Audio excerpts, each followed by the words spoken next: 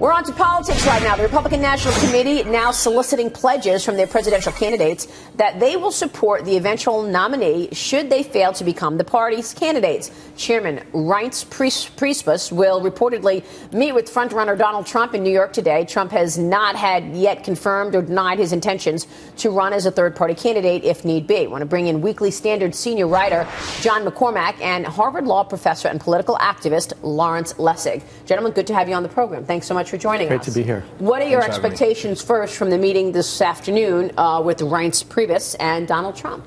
Lawrence. So I think Trump is going to tell them he won't sign any pledge. I think what he's going to say is he's here because the party's got to change. It's not that he's got to change. And I think what he ought to say is that the party ought to take a pledge to follow the Republican voters. Too many times what we've seen is the party not reflecting what the Republican voters want, but instead, as Donald Trump would say, following what the funders of the campaigns want. And I think that's the thing he should be pressing. Yeah, it's interesting because you have been talking about the fact that, you know, somebody with prominence needs to take on this issue in an elevated way, and Donald Trump has done that. That's right. I mean, I, on the Democratic side, have been arguing about this issue with many Democrats for a long time, but it's refreshing to finally have someone on the Republican side pull back the curtain on this issue and reflect what many Republican voters feel, which is the system is corrupted, and we have to find a commitment to end that corruption if we're going to get a democracy people can be proud of again. John, what's your take on all of this, about the upcoming meeting with Trump and his potential third-party run?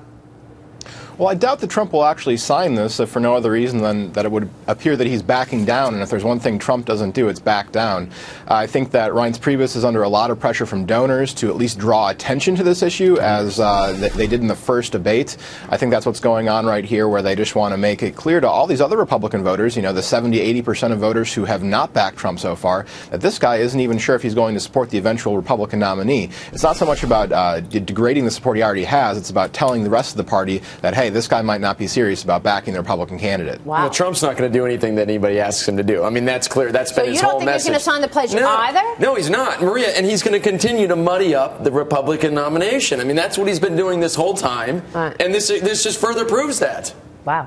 Yeah, the idea that the donors are telling them that he's got to sign. This is exactly the point that he needs to be pressing again and again. You know, make himself a party to either. Exactly. I mean, he doesn't care about the donors. Look who's garnering most of the votes. It's him, it's Carson, it's Fiorina. Yeah. These are non-traditional politicians. I think the average person out there on the street is just tired of the politics, and they really are obviously looking for an alternative. Speaking of non-traditional, are you going to run?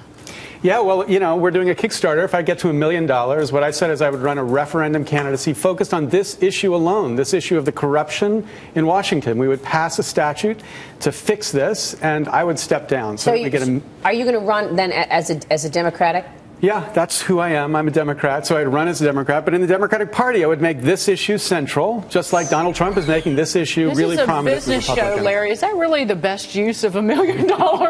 Well, it's a pretty good use if it raises the significance of this issue in the political debate. Because right now, both parties, I think, want to hide from the fact that it's the donors that are making the calls. But Trump's already doing it. The Republican side, but on the Democratic side, too. We ought to have places where we both agree. You know, we've got mass incarceration. Do you think you can beat Hillary?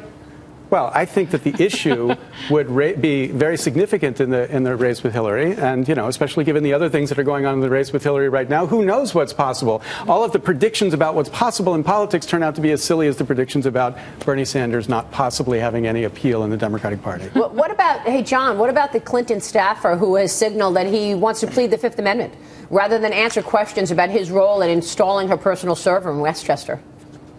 Well, I think there are a lot of questions that he doesn't want to answer. You know, I mean, why exactly did Hillary Clinton ask him to do this? What security did he put in place when the Secretary of State had asked him to set this thing up?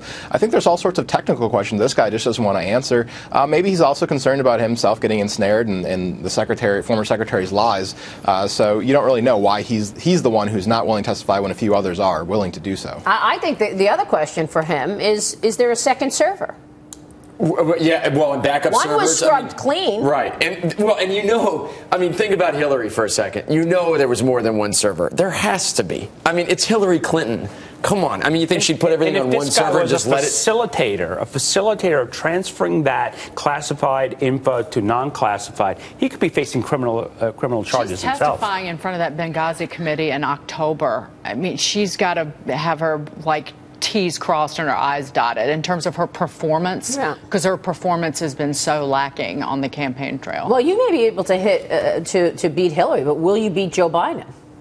Well, you know, I think if this issue becomes central, inside politicians will be weak compared to people on the outside who are talking about this issue. That's exactly your point. Republican Party is seeing the same thing. It's the outsiders who are appealing to the voters because the voters are so tired of the system where it's the insiders and the money that's calling the shots. Yeah, really interesting stuff. Lawrence, great to have you on the program Great to be today. here. Thanks. We'll be watching. Lawrence Lessig. John McCormack, great to have you as well. Thanks so much for your time today, sir. Thank you. We'll see